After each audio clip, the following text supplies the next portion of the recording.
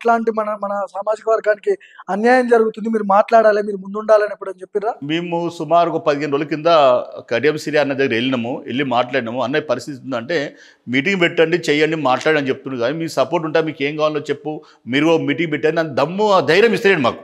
ఇప్పుడు దుర్గం చెన్నై పేరు చెప్పారు మీరు. దుర్గం చెన్నై కూడా ఆయన నేతగా సామాజికం అది.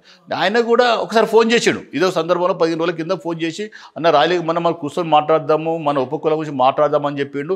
రెండోసారి ఫోన్ చేసి ఫోన్ తీయడు. మొన్న ఇంకోటి పెద్ద ఆయన మొన్న బీజేపీ నుంచి ఎంపీగా నిలబడ్డాడు మొన్న, ఎవరు శ్రీనివాస్ అన్న గారు. శ్రీనివాస్ అన్న గురించి నిన్న 2 రోజుల కింద మాట్లాడినా.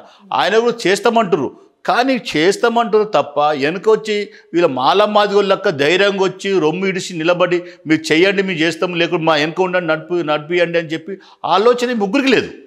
ముగ్గురు లేదు. కానీ చెప్పుకోవడానికి మేము కూడా మా మాదిగలో కులానికి కొంతమంది మాల కిందకు వచ్చి కొంతమంది అనుకుంటారు, కానీ ఉపకులం అంటారు. కానీ నిజంగా నిలబడి పనిచేద్దామని ఆలోచన ఎవరు లేకుంటే వాళ్ళు కరెక్ట్ ఉంటే మేము ఇక్కడ అంటే మీరు చెప్పినట్టుగా మా కులాలు ఉచ్చరించడానికి కూడా మాల మాదిగలు తీస్తలేరు. ఎందుకంటే మా గురించి చెప్పేవాళ్ళు ఎవరు? పెద్ద నాయకులు మా వెనక లేరు కదా. మాదిగలు చూస్తేమో మందకృష్ణ అన్న గారు ఉన్నారు, మాలలు చూస్తేమో వివేకన్న గారు ఉన్నారు.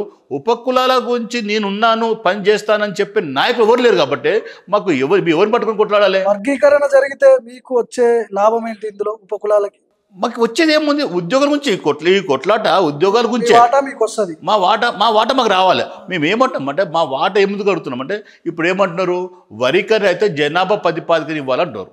జనాభా ప్రతిపాదికన 70,000 వీళ్ళు అంటారు, 30,000 వీళ్ళు అంటున్నారు. 70,000 మాదిగలు అంటారు, 30,000 ఏమో మాలలు అంటున్నారు. మేమెంత ఉన్నాము అట్లా అంటే? మేము మాదిగా మాల అంతా పోతుంటే మాకు వాళ్ళేమంటారు, జనాభా ప్రకారం అంటే ఒక 10% అంటారు, ఒక 9 అంటారు, ఒక 6 అంటారు.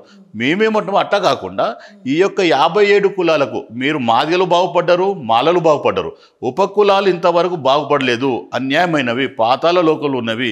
నిచ్చెన మెట్ల కాడ వేస్తే నిచ్చెన ఒక కింద మెట్టు కాడ ఉన్నాం. మేము చదువుకోవడానికి ఈ రోజు కూడా మాకు చాలా అంధకారాలు ఉన్నాము. మేమేమంటామంటే మాకు 8% ఇవ్వండి. డెవలప్ అయిన కులాలకు మీరు కాబట్టి తక్కువ తీసుకొని ఇద్దరు, మీరు తక్కువ తీసుకొని డెవలప్ లేని కులాలకు మీరు ఎక్కువ శాతం 8% ఇచ్చేసి మీరు చేస్తే బాగుంటుంది. కానీ మాకు 9 కావాలి అని వాళ్ళంటారు, 8 కావాలి మాకు వాళ్ళంటారు. మందకృష్ణ ఏమంటాడు, మేము మా జనాభా ఎంత ఉందో మాకు అంతే కావాలి, ఎక్కువ ఇచ్చిన ఊరుకోరు, తక్కువ ఇచ్చిన ఊరుకోరు అంటే మమ్మల్ని మోసం చేస్తున్నట్టే కదా. ఇప్పుడు నువ్వు పెద్ద దిక్కు నువ్వు ఫస్ట్ నుంచి 30 సంవత్సరాలు నమ్ముకొని తిరిగినాము అన్నప్పుడు మా తమ్ముళ్ళు వెనకబడ్డు. ఫస్ట్ నుంచి ఏమన్నావు, 57 కులాలు అన్యాయం అవుతున్నాయి, న్యాయం చేయాలని చెప్పి ఆలోచనతో మంచి ఆలోచన ముందుకు వచ్చిర్రు. మరి ఇప్పుడు ఎందుకు మమ్మల్ని 2% ఎక్కువ ఇవ్వాలి? ఉపకులాలకు 57 కులాలకు అన్యాయమైనాయి, నీ దాంట్లో 2%, నా దాంట్లో 1% ఇస్తారు ఎందుకు అంటారు? మీ ఇద్దరు కూర్చొని చెప్పొచ్చు కదా. మీరే కొట్లాడుతున్నారు.